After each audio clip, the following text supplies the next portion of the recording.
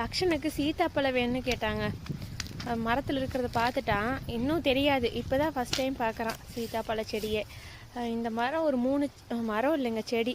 எங்கள் அண்ணன் வந்து ஒரு 10 வருஷத்துக்கு மேலேயே இருக்குங்க அப்போ வச்சது. இப்போ நல்லா காய் விட்டுருக்குது. ஆனால் வீட்டில் யாரும் சாப்பிட்றதே இல்லைங்க, அப்படியே குருவி சாப்பிட்டு தான் போயிட்டுருக்குது. லக்ஸ் குட்டி பார்த்தங்காட்டி இப்போ பறிச்சிட்ருக்கிறான். ஆரஞ்சு பறித்து கொடுத்தேங்க. வேணாம் நீங்களே சாப்பிட்டுக்கோன்னு எங்கிட்ட கொடுத்துட்டு போயிட்டான். நம்ம காசு கொடுத்து வாங்கி கொடுக்குறப்ப நல்லா சாப்பிட்றாங்க. தோட்டத்தில் நல்லா ஃப்ரெஷ்ஷாக எல்லாம் கிடைக்கிது.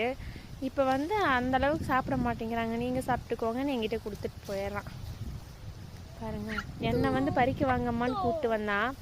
இப்போ வந்து இவரே எல்லாம் பறிச்சுக்கிட்டு இருக்காரு. லக்ஷன், இது என்னது? ஜாக் ஃப்ரூட்டா? நல்லா கரெக்டாக சொல்லு.